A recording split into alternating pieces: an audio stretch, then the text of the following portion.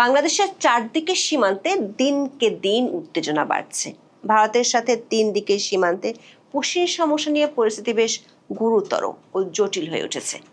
এতটাই জটিল যে সীমান্তের ২৬টি জেলায় বাংলাদেশের বর্ডার গার্ড বা বিজিবির ৬০,০০০ সদস্য মোতায়েন করা হয়েছে, যার অর্থ হলো বিজিবি ভারত সীমান্তে তার মোট শক্তির ৮৫%ই নিয়োগ করে ফেলেছে। শুধু বিজিবি নয়, পরিস্থিতি গুরুতর হওয়ায় চাঁপাইনবাবগঞ্জ সীমান্তে আনসার বিজিবিও মোতায়েন করা হয়েছে। ২৪ ঘন্টা সীমান্ত পাহারা দিতে হচ্ছে সীমান্তরক্ষী বাহিনীকে। এর মধ্যে ৮ জুন থেকে দিল্লিতে ভারত ও বাংলাদেশের সীমান্তরক্ষী বাহিনীর দ্বিপক্ষীয় বৈঠক আছে। সূত্রগুলো বলছে, সে বৈঠকে দুপক্ষ যে দাবিগুলো তুলে ধরবে সেগুলোর মধ্যে বেশ দূরত্ব আছে, কারণ বাংলাদেশ আলোচনা করতে চায় সীমান্ত হত্যা ও পুশিন নিয়ে। অন্যদিকে ভারত বলছে ২,৮৬০ জনের নাগরিকত্ব যাচাইয়ের জন্য যে তালিকা ৫ বছর ধরে বাংলাদেশ সরকার ফেলে রেখেছে সেটির আগে শুরু হোক। ফলে বিজিবি বিএসএফ এর বৈঠকে খুব বেশি আশার আলো দেখছে না সংশ্লিষ্টরা। এমন পরিস্থিতির মধ্যে বাকি সীমান্তে মানে বঙ্গোপসাগরে কোল ঘেঁষে মিয়ানমারের জান্তা বাহিনী আর আরাকান আর্মির মধ্যে যুদ্ধের তীব্রতা বাড়ছে। সেটির পারদ আবার বেড়েছে দিল্লিতে মিয়ানমারের নতুন নির্বাচিত প্রেসিডেন্টের প্রথম দ্বিপাক্ষিক সফরের পর। মিয়ানমার সীমান্তে বিজিবির সংখ্যা কমে যাওয়ায় বিচ্ছিন্নতাবাদী কুকি চিনদের আবারও মাথা চাড়া দিয়ে ওঠার আশঙ্কা বাড়ছে। ফলে প্রশ্ন উঠছে, একদিকে ভারতের সীমান্তগুলোতে পুশিন নিয়ে উত্তেজনা, আর একদিকে মিয়ানমার সীমান্তে বিচ্ছিন্নতাবাদীদের আনাগোনা। তার মধ্যে ভারতের সাথে মিয়ানমারের নতুন কৌশলগত অংশীদারিত্ব বাংলাদেশের জন্য কোন নতুন আশঙ্কার জন্ম দিচ্ছে? বিস্তারিত জানতে চলুন যাওয়া যাক বিশ্লেষণ।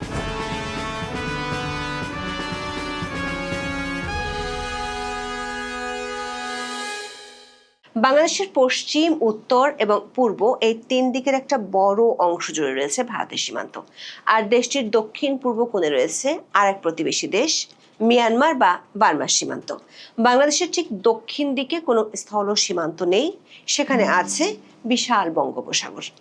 দেখা যাচ্ছে বাংলাদেশের সব দিকের সীমান্তেই এখন নানা ইস্যুতে উত্তেজনা বাড়ছে। ২৪শে আগস্টে বাংলাদেশের ক্ষমতার পট পরিবর্তনের পর থেকে নয়াদিল্লির সাথে ঢাকার সম্পর্কে যে ঐতিহাসিক শীতলতা তৈরি হয়েছে তার সরাসরি বহিঃপ্রকাশ ঘটছে ভারত বাংলাদেশ সীমান্ত জুড়ে। বাংলাদেশ ও ভারতের মধ্যে সীমান্ত আছে ৪,০৯৬ কিলোমিটার। এর মধ্যে অর্ধেকের বেশি অর্থাৎ ২,২১৬ কিলোমিটার সীমান্ত আছে দেশটির পশ্চিমবঙ্গ রাজ্যের সঙ্গে। এছাড়া ত্রিপুরার সঙ্গে ৮৫৬ কিলোমিটার, মেঘালয়ের সঙ্গে ৪৪৩ কিলোমিটার, মিজোরামের সঙ্গে ৩১৮ কিলোমিটার এবং আসামের সঙ্গে ২৬৩ কিলোমিটার সীমান্ত আছে। দেশটির কেন্দ্রীয় শাসক দল ভারতীয় জনতা পার্টি বা বিজেপি ১ মাস আগে পশ্চিমবঙ্গের শাসন ক্ষমতায় আসার পর সীমান্তে কাঁটাতারের বেড়া দেয়া এবং বাংলাদেশ থেকে অবৈধ অনুপ্রবেশকারীদের পুশ ইন করার তৎপরতা বেড়েছে। রাজ্য সরকারের দায়িত্ব নিয়ে নতুন মুখ্যমন্ত্রী শুভেন্দু অধিকারী ঘোষণা দেন, অবৈধ বাংলাদেশি ও অনুপ্রবেশকারীদের আটক করে বাংলাদেশে পাঠানো হবে। তাদের আটক করতে হোল্ডিং সেন্টার তৈরির ঘোষণা দেওয়া হয়। ঘোষণা দেন ডিটেক্ট, ডিলিট অ্যান্ড ডিপোর্ট নীতি অনুসরণের। দ্য ইন্ডিয়ান এক্সপ্রেসের প্রতিবেদনে বলা হয়েছে, এ পর্যন্ত পশ্চিমবঙ্গের বিভিন্ন ডিটেনশন সেন্টারে প্রায় ৪০০ অনধিভুক্ত বাংলাদেশি অভিবাসীকে আটক করা হয়েছে। একাধিক গণমাধ্যমের খবরে বলা হচ্ছে, গত কয়েকদিন ধরে বাংলাদেশ ভারতের বেশ কয়েকটি সীমান্তবর্তী এলাকায় ভারতীয় সীমান্তরক্ষী বাহিনী বিএসএফ এর পুশিন তৎপরতা ব্যাপক হারে বেড়েছে। এই পুশিন ঠেকাতে সীমান্তের টহল জোরদার করেছে বর্ডার গার্ড বাংলাদেশ বা বিজিবি। অনেক জায়গায় স্থানীয় লোকজন সহযোগিতা করছেন বিজিবি সদস্যদের। এই পরিস্থিতিতে উত্তেজনা বাড়ছে প্রতিবেশী দুই দেশের সীমান্তে। পরিস্থিতি জটিল থেকে জটিলতর হচ্ছে প্রতিদিনই। বিজিবির এক ঊর্ধ্বতন কর্মকর্তার বরাত দিয়ে বাংলাদেশের দৈনিক আজকের পত্রিকার খবরে বলা হয়েছে, বাংলাদেশ ভারত সীমান্তে যেসব এলাকা দিয়ে অবৈধভাবে পুশিন করার আশঙ্কা রয়েছে এমন প্রায় ৭০টি স্থান চিহ্নিত করা হয়েছে। এর মধ্যে বর্তমানে যশোরের ইছামতি নদী সংলগ্ন ভারতের জঙ্গল এলাকা, যাদবপুর, রঘুনাথপুর ও বেনাপোল এলাকা পুশিনের জন্য সবচেয়ে ঝুঁকিপূর্ণ। জয়পুরহাটের কয়া ও বাসুদেবপুর, সাতক্ষীরা, নওগাঁ জেলার সীমান্তবর্তী কিছু এলাকা এবং দুর্গম ও জনবসতিহীন সীমান্ত পথের কয়েকটি স্থানেও পুশিনের আশঙ্কা রয়েছে। দর্শক, বাংলাদেশের ৬৪টি জেলার মধ্যে মোট ৩২টি জেলার সীমান্ত এলাকা অবস্থিত। এর মধ্যে ভারতের সাথে সীমান্ত রয়েছে ৩০টি জেলার। বাকি ২টি জেলা কক্সবাজার ও বান্দরবান কেবল মিয়ানমারের সাথে যুক্ত। আর রাঙ্গামাটি জেলাটি ভারত ও মিয়ানমার উভয়ের সাথেই সীমান্ত ভাগ করছে। ফলে 70টি সীমান্তবর্তী এলাকা যদি পুশিনের জন্য ঝুঁকিপূর্ণ হয়, তাহলে ধরে নিতে হবে ভারত বাংলাদেশ সীমান্তের প্রায় সবটাতেই ঝুঁকি বাড়ছে, আর তাতে বাড়ছে উত্তেজনা। মে মাসের মাঝামাঝি সময় থেকে বাংলাদেশের সাথে ভারতের প্রত্যেকটি সীমান্তে উত্তেজনা বেড়ে চলেছে। প্রতিদিনই বাংলাদেশের সংবাদ মাধ্যমগুলোতে এ নিয়ে খবর প্রকাশিত হচ্ছে। দৈনিক প্রথম আলোর খবরে বলা হয়েছে, ৩রা জুন থেকে ৬ জুন পর্যন্ত 4 দিনে বিএসএফ এর 21টি পুশিনের ঘটনা সফল হতে দেয়নি বর্ডার গার্ড বাংলাদেশ বা বিজিবি। এসব ঘটনার মাধ্যমে 2 শতাধিক ব্যক্তিকে ঠেলে পাঠানোর চেষ্টা হয়েছিল। বিভিন্ন গণমাধ্যমে গত কয়েকদিনে যেসব তথ্য ছাপা হয়েছে তাতে দেখা যাচ্ছে বাংলাদেশের সীমান্তবর্তী 26 জেলার সবকটে দিয়ে এই পুশিনের চেষ্টা চলছে। বর্ডার গার্ড বাংলাদেশ দাবি করছে ৩রা থেকে ৪ঠা জুনে 24 ঘন্টার মধ্যে দেশের বিভিন্ন সীমান্ত পয়েন্ট দিয়ে অন্তত 130 জনকে বাংলাদেশে পুশিনের চেষ্টা করা হয়েছে। বৃহস্পতিবার ভারতের সঙ্গে সীমান্তের 11 পয়েন্ট দিয়ে 129 জনকে পুশিনের চেষ্টা চালায় বিএসএফ। সবচেয়ে উল্লেখযোগ্য ঘটনা ঘটে ঝিনাইদহের মহেশপুর সীমান্তে। বিজিবির দাবি, সেখানে বিএসএফ একটি প্রিজন ভ্যানে করে 30 থেকে 35 জনকে এনে সীমান্তের গেট খুলে বাংলাদেশে পুশিনের চেষ্টা করে। একই ধরনের ঘটনা যশোরের গোগা ও রুদ্রপুর সীমান্ত, জয়পুরহাটের কয়া ও বাসুদেবপুর সীমান্ত এবং চাঁপাইনবাবগঞ্জের বাঙ্কাবাড়ি সীমান্তেও ঘটেছে বলে জানিয়েছে বিজিবি। পরিস্থিতি প্রতিদিনই গুরুতর হওয়ায় সীমান্তে জনবল নিয়োগের ক্ষেত্রে বাংলাদেশ বর্ডার গার্ড তার শক্তির প্রায় পুরোটাই মোতায়েন করে ফেলেছে। 7 জুন দৈনিক প্রথম আলোর খবরে বলা হয়েছে, ভারতের সীমান্তরক্ষী বাহিনী বা বিএসএফ এর পুশিন ঠেকাতে বাংলাদেশের 26 জেলার সীমান্তে 60,000 বিজিবি সদস্য মোতায়েন করা হয়েছে। 4 পালায় 24 ঘন্টা তারা সীমান্ত পাহারা দিচ্ছেন। সীমান্তের বিভিন্ন জায়গায় স্থানীয় লোকজনও তাদের সহযোগিতা করছেন। স্বরাষ্ট্র মন্ত্রণালয়ের সূত্রগুলো বলছে, এত বেশি সংখ্যক বিজিবি মোতায়েন সীমান্তে আর কখনো ঘটেনি। বাংলাদেশে বর্তমানে বিজিবির মোট নিয়মিত সদস্য সংখ্যা 70,000 জন। সাধারণ বা স্বাভাবিক শান্তিকালীন সময় এই 70,000 সদস্যের একটি বড় অংশ সরাসরি সীমান্তে থাকে না। তাদের একটি উল্লেখযোগ্য অংশ ঢাকার পিলখানা সদর দপ্তর, 4টি আঞ্চলিক সদর দপ্তর, 16টি সেক্টর কার্যালয়, প্রশিক্ষণ কেন্দ্র, বিভিন্ন হাসপাতাল এবং অন্যান্য দাপ্তরিক ও স্ট্রাইকিং রিজার্ভ ফোর্সের দায়িত্বে নিয়োজিত থাকে। বাকি সদস্যরা সীমান্ত ফাঁড়ি বা বিওপিও গুলোতে পালাক্রমে টহল দেয়। পরিসংখ্যান থেকে বোঝা যায়, এবারের ভারত সীমান্তে পুশিন প্রতিরোধের উদ্দেশ্যে বিজিবি তার নিয়মিত ও প্রশাসনিক কার্যক্রমে প্রায় সবটুকু শক্তি একত্রিত করেছে। পুরো বাহিনীর প্রায় 85% বা 60,000 সদস্যকে সরাসরি 26 জেলায় 4,487 কিলোমিটার সীমান্ত জুড়ে সার্বক্ষণিক 4টি শিফটে টহল ও কড়া নজরদারি কাজে নামানো হয়েছে। বিজিবির সদস্যরা পুশিন ঠেকাতে সীমান্তবর্তী এলাকাগুলোতে মাইকিং করে যাচ্ছে। আরও একটি গুরুত্বপূর্ণ খবর হলো, শুধু বিজিবি নয়, বিজনেস স্ট্যান্ডার্ডের খবর বলা হয়েছে, পুশিন ঠেকাতে চাঁপাইনবাবগঞ্জ সীমান্তে চরম উত্তেজনা বিরাজ করছে। এই অনুপ্রবেশ ঠেকাতে এবং সীমান্ত নিরাপত্তা জোরদার করতে এবার বর্ডার গার্ড বাংলাদেশের সাথে যুক্ত করা হয়েছে বাংলাদেশ আনসার ও গ্রাম প্রতিরক্ষা বাহিনী বা আনসার বিজিবিকে। 6 জন গণমাধ্যমে পাঠানো এক সংবাদ বিজ্ঞপ্তিতে এই তথ্য জানিয়েছেন বাংলাদেশ আনসার ও গ্রাম প্রতিরক্ষা বাহিনীর উপপরিচালক ও গণসংযোগ কর্মকর্তা মোহাম্মদ আশিকুজ্জামান। ভারত বাংলাদেশ সীমান্তে এমন পরিস্থিতিতে 8 থেকে 11 জন 4 দিন ভারতের রাজধানী নয়াদিল্লিতে বিজিবি ও বিএসএফ এর মধ্যে 57তম মহাপরিচালক পর্যায়ের সম্মেলন অনুষ্ঠিত হতে যাচ্ছে।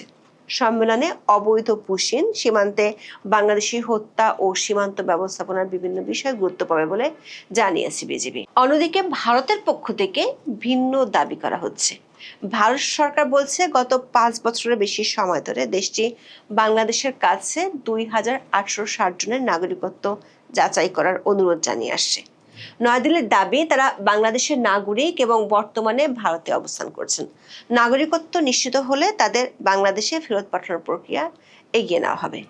ভারতীয় সংবাদ মাধ্যম ইন্ডিয়ান এক্সপ্রেসের খবরে বলা হয়েছে, বাংলাদেশ সংলগ্ন পশ্চিমবঙ্গ ও আসামে অবৈধ অভিবাসীদের বিরুদ্ধে অভিযান জোরদার হওয়ার প্রেক্ষাপটে বিষয়টি নতুন করে গুরুত্ব পেয়েছে। সাম্প্রতিক সপ্তাহগুলোতে শত শত কথিত বাংলাদেশি অভিবাসী যাদের বিরুদ্ধে অবৈধভাবে ভারতে প্রবেশের অভিযোগ রয়েছে, তারা সীমান্ত এলাকায় জড়ো হয়েছেন। ভারতের পররাষ্ট্র মন্ত্রণালয়ের মুখপাত্র রণদীপ জয়সওয়াল শুক্রবার সাপ্তাহিক সংবাদ ব্রিফিংয়ে বলেছেন, ভারতে অবস্থানরত সব বিদেশি নাগরিক যদি তারা অবৈধভাবে এখানে থাকেন, বাংলাদেশ থেকে আসা ব্যক্তিরাও এর অন্তর্ভুক্ত।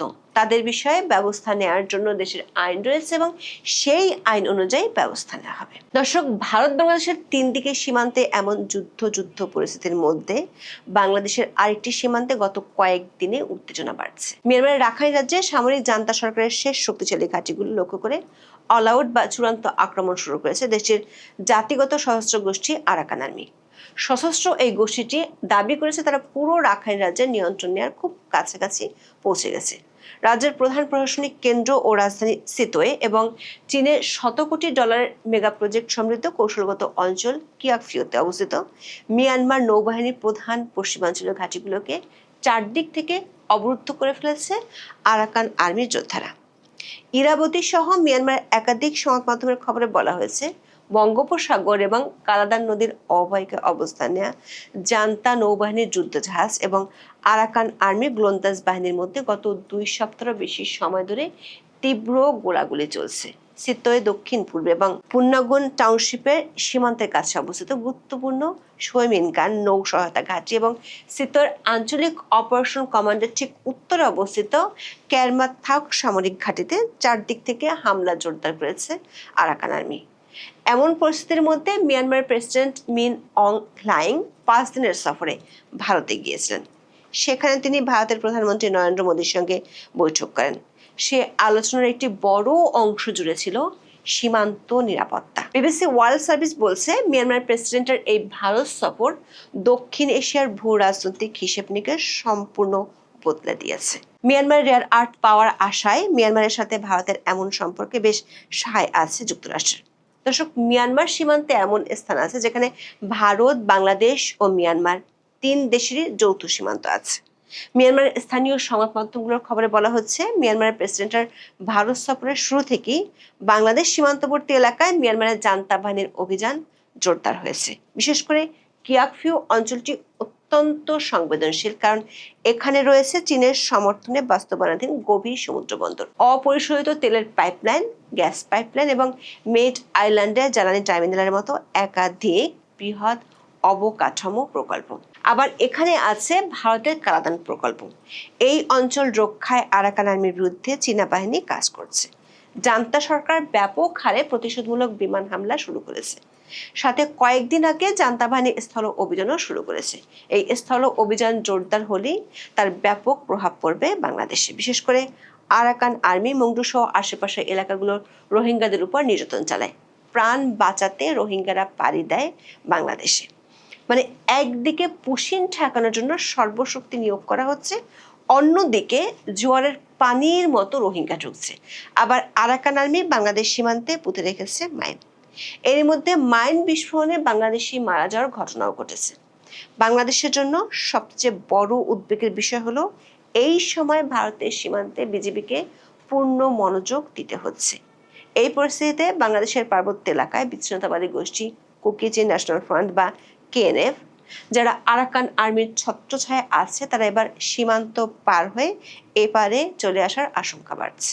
এই কুকি চিন মিয়ানমারের চীন রাজ্যের পালেতোয়া এলাকায় আশ্রয় নিচ্ছে এবং সেখান থেকে অস্ত্র সংগ্রহ করছে, যা বাংলাদেশের পাহাড়ি অঞ্চলের অভ্যন্তর নিরাপত্তাকে গুরুতর হুমকির মুখে ফেলেছে। প্রশ্ন হলো, বাংলাদেশের সীমান্তগুলোতে শুধুই কি রাজনৈতিক ও কূটনৈতিক উত্তেজনা বাড়ছে, নাকি বাংলাদেশ তার সীমান্তগুলোতে ক্রমান্বয়ে নিজস্ব নিয়ন্ত্রণ ও লিভারেজ হারাচ্ছে?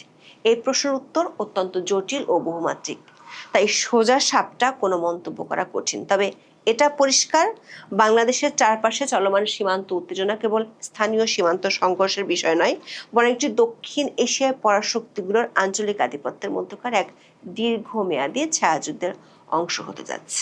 এখন এই পর্যন্ত। সবাই ভালো থাকুন, সুস্থ থাকুন, নিরাপদে থাকুন। দেখা হবে আগামী পর্বে।